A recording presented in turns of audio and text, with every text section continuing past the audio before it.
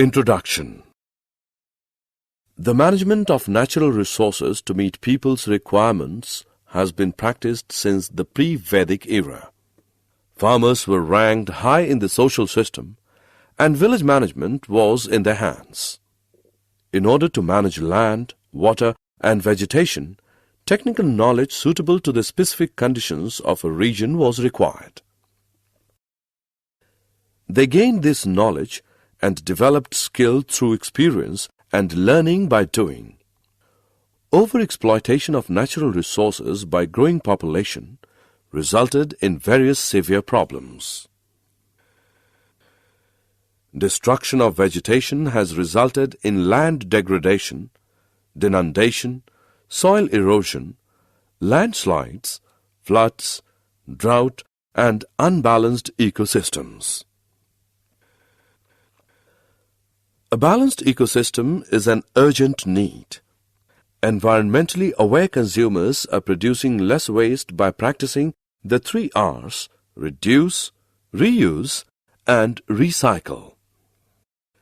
They are buying products that are less toxic and contain less packaging, using reusable containers and other reusable items, maintaining and repairing products, participating in recycling programs, and buying products made from recycled materials.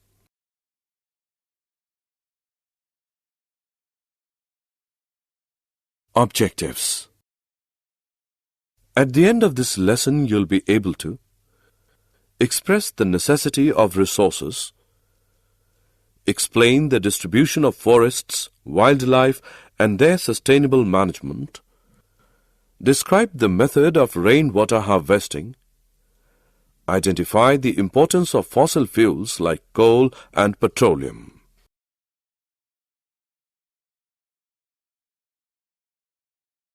Why should we manage our resources? Not surprisingly, exploration and development of our natural resources has spin-off benefits, especially in construction, manufacturing, and professional, scientific, and technical services. Most of the growth in the economy comes from natural resources like diamonds, oil, and gas especially. And the linkages between the resource activity and other sectors, such as retail trade, are not as strong as they could be. While this growth is good news, it means that much of the natural resources are being used off. There are some resources which cannot be replaced, so it is our duty to take proper care of them. Forests and wildlife. The forest is a complex ecosystem consisting mainly of trees that have formed a buffer for the earth to protect life forms. The trees which make up the main area of the forest create a special environment which in turn affects the kinds of animals and plants that can exist in the forest. The FAO, Food and Agriculture Organization, has defined forest as land with tree crown cover or equivalent stocking level of more than 10% and area of more than 0.5 hectare. The trees should be able to reach a minimum height of 5 meters at maturity. In the tropical and subtropical region, forests are further subdivided into plantations and natural forests. Natural forests are forests composed of indigenous trees not deliberately planted.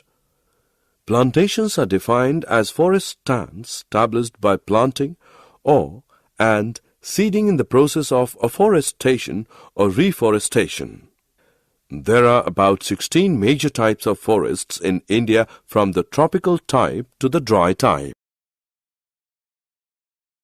Forests can develop wherever there is an average temperature greater than about 10 degrees Celsius in the warmest month and an annual rainfall in excess of about 200 mm annually.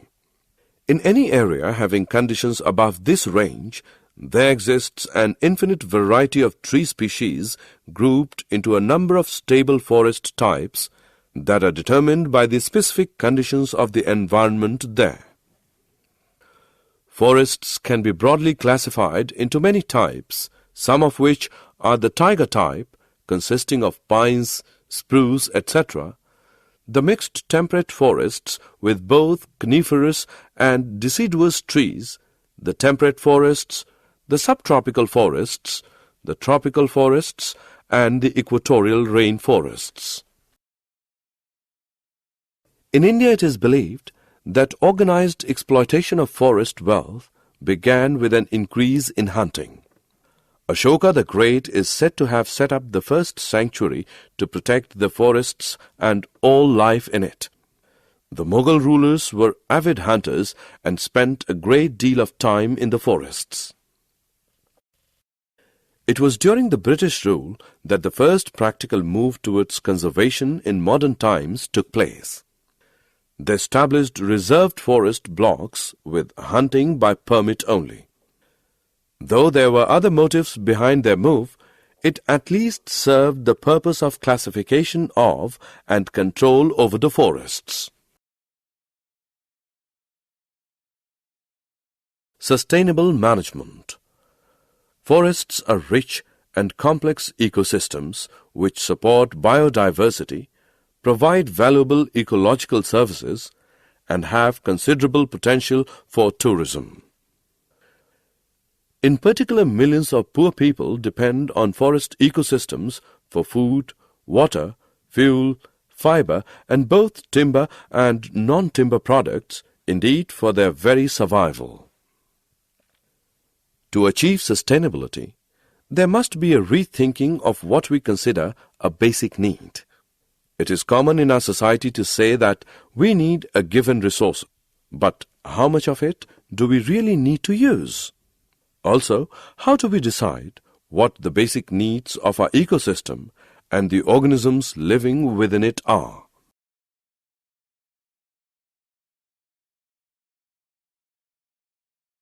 Defining what constitutes a basic need is perhaps the greatest challenge to adopting sustainable practices in our daily lives, as interpretations of need vary widely from region to region, village to village, and even from person to person. While ecologists are usually averse to putting a price on what is considered invaluable, the people argue convincingly that by not considering the economic benefits of forests, their conservation status is actually undermined because their diverse economic contributions remain largely unrecognized or undervalued. Water. Water, as we all know, is one of the basic necessities of all life forms. We all know that it is the greatest gift of God to us. Water is naturally replenished by precipitation and naturally lost through discharge to the oceans, evaporation, and subsurface seepage. Although the only natural input to any surface water system is precipitation within its watershed, the total quantity of water in that system at any given time is also dependent on many other factors. These factors include storage capacity in lakes, wetlands, and artificial reservoirs, the permeability of the soil beneath these storage bodies, the runoff characteristics of the land in the watershed, the timing of the precipitation, and local evaporation rates. All of these factors also affect the proportions of water lost through discharge to the oceans, evaporation, and subsurface seepage. Human activities can have a large impact on these factors. Humans often increase storage capacity by constructing reservoirs and decrease it by draining wetlands. Humans often increase runoff quantities and velocities by paving areas and channelizing stream flow. Rainwater harvesting. Over the years, rising populations, growing industrialization, and expanding agriculture have pushed up the demand for water. Efforts have been made to collect water by building dams and reservoirs and digging wells. Some countries have also tried to recycle and desalinate water. Water conservation has become the need of the day. The idea of groundwater recharging by harvesting rainwater is gaining importance in many cities.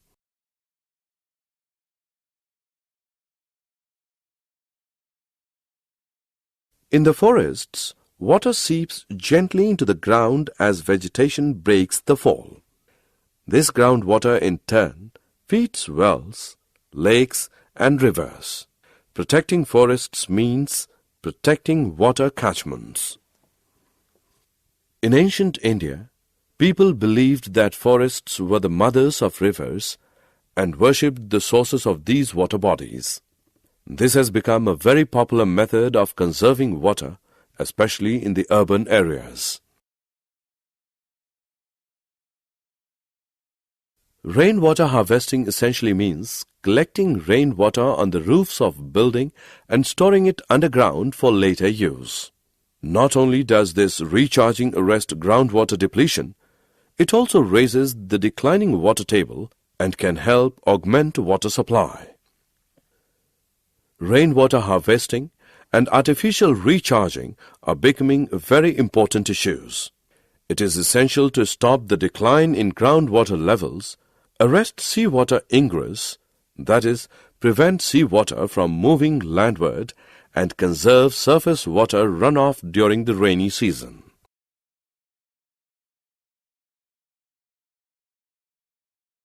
Coal and petroleum.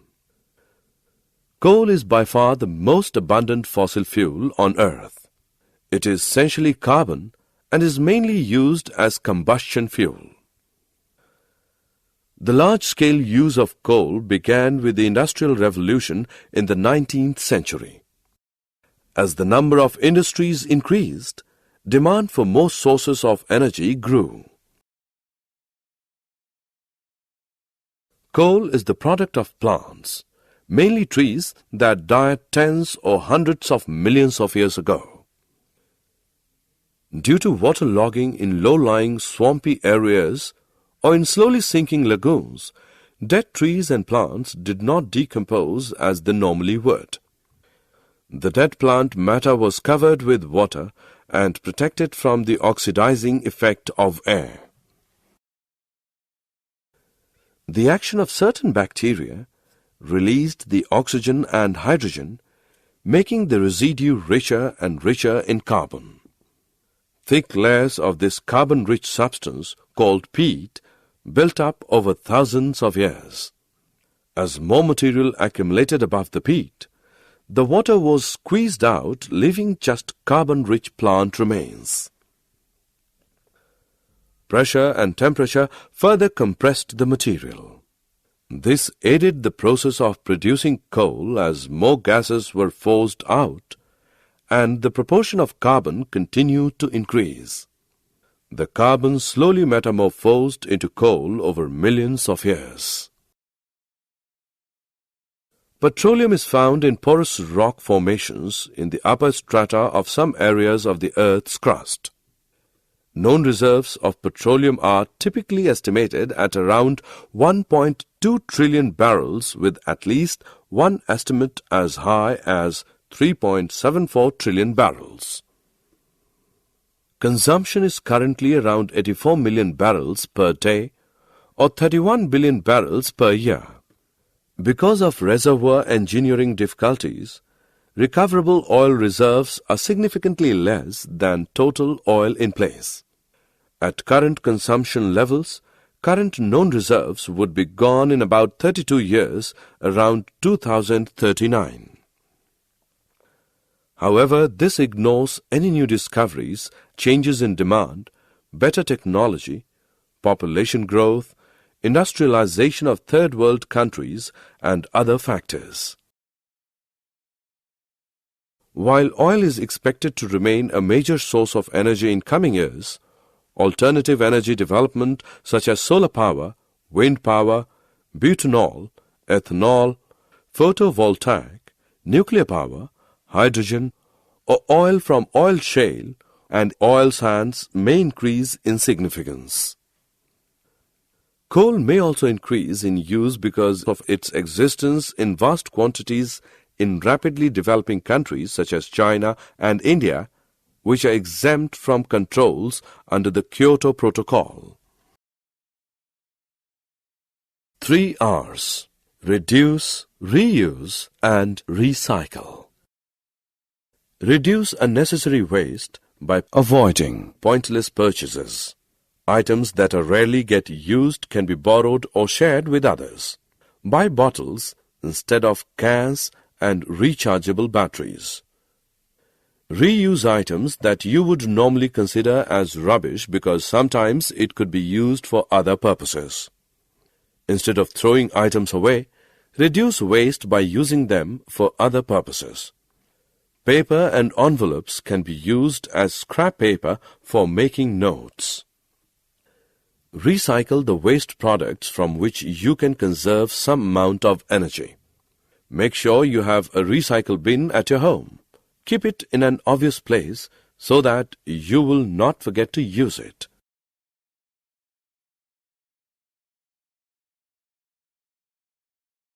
Summary.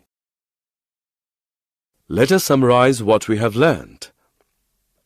Most of the growth in the economy comes from natural resources like coal, oil, and gas especially. The forest is a complex ecosystem consisting mainly of trees that have formed a buffer for the earth to protect life forms.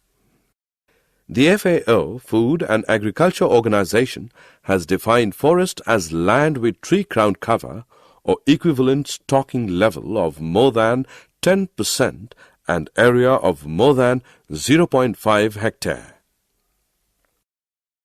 In the tropical and subtropical region, forests are further subdivided into plantations and natural forests. Ashoka the Great is said to have set up the first sanctuary to protect the forests and all life in it.